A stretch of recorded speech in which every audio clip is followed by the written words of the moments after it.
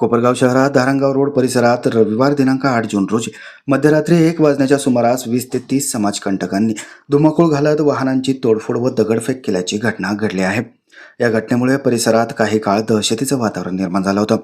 मिळालेल्या माहितीनुसार एका ठिकाणी मावा देण्यास नकार दिल्याच्या कारणावरून वाद झाल्यानंतर संबंधित टोळक्याने परिसरात हायदोस घातल्याची चर्चा आहे.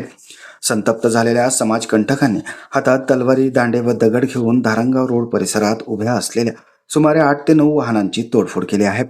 तसेच काही घरांवर दगडफेक करण्यात आल्याची माहिती समोर येत आहे. अचानक घडलेल्या या प्रकारामुळे परिसरात नागरिकांमध्ये भीतीचं वातावरण निर्माण झालं. मोठा गोंधळ आणि आरडाओरडा सुरू झाल्याने अनेक नागरिकांनी घराबाहेर पडणं टाळलं. घटनेची माहिती मिळताच कोपरगाव शहर पोलिसांनी तातडीने घटनास्थळी धाव घेतली. मात्र पोलीस येण्यापूर्वीच संबंधित समाजकंटक घटनास्थळावरून पसार झाल्याचं सांगितलं जात आहे. त्यानंतर पोलिसांनी परिसरात बंदोबस्त वाढवत परिस्थिती नियंत्रणात आणली. दरम्यान शहरात खुलेआम तलवारीसह फिरणाऱ्या समाजकंटकांमुळे नागरिकांमध्ये संताप व्यक्त होत असून अशा प्रवृत्तीवर कठोर कारवाई करण्याची मागणी होत आहे. इतक्या मोठ्या प्रमाणात तलवारी शहरात येतात कुठून, असा सवाल नागरिकांकडून उपस्थित केला जात आहे. होतो पण इकडे ना आवाज आला म्हणून आम्ही सगळेजण उठल्यानंतर एडा बाहेर आलो तर 20 पोर आहे ना डायरेक्ट दगडफेक करत होते. त्याच्यानंतर इकडे आमच्याला बांबू बांधलेला होता, त्यांनी तो पाडला. काही जण तिकडे पळून गेले, त्यांच्या हातात तलवारी होत्या. त्याच्यानंतर परत थोड्या टायमाने अर्ध्या तास 10-15 मिनिटांनी तिकडे गेले ते, पण तिकडून अजून 30-40 पोरं आले. 30-40 पोरं आल्यानंतर थोडे पुढे गेले, तिकडं गाड्या फोडल्या त्यांनी.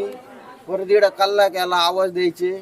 परत पुढे येऊन अजून 2-4 गाड्या फोडल्या वगैरे फोडलेली, त्यांनी काचा वगैरे फोडलेले, आमच्यावाल्या दगड वगैरे पेक केलेले, बट्टीवरचे सगळे दगड उचलून गाडीला, आमच्या मोटरसायकलीला पण लागलेले. आमचे बाबाच बाहेर झोपलेले होते, बाबांना पण लागलेले. ते पळाले होते, बांबूच असं ओढत होते. आम्ही तर काय उठून पळालो बाहेर, साऱ्या झोपेल होतं. त्यांनी तुमच्याकडे काही दगडफेक केली का? हा, दगड तिकून दगडफेक केली त्यांनी. किती जण होते काय? मस्त 30-40 जण होते ते, असे पळाले इकून. आणि नंतर तलवारी बिलवारी घेऊन मग आले, तलवारी घेऊन आले, तिकून आले. मग ते मागून पहिले मिटून गेलं, परत आले ते. या तोडफोड व दगडफेकी मागील नेमकं कारण अद्याप अधिकृतरित्या स्पष्ट झालं नसून मावा देण्यास नकार दिल्याच्या कारणावरून हा प्रकार घडल्याची चर्चा आहे. मात्र याबाबत पोलिसांकडून कोणतीही अधिकृत पुष्टी करण्यात आली नाही. पोलिसांकडून घटनेची सखोल चौकशी सुरू आहे. माझं गाव चॅनलसाठी स्वप्नील खोपरे, कोपरगाव.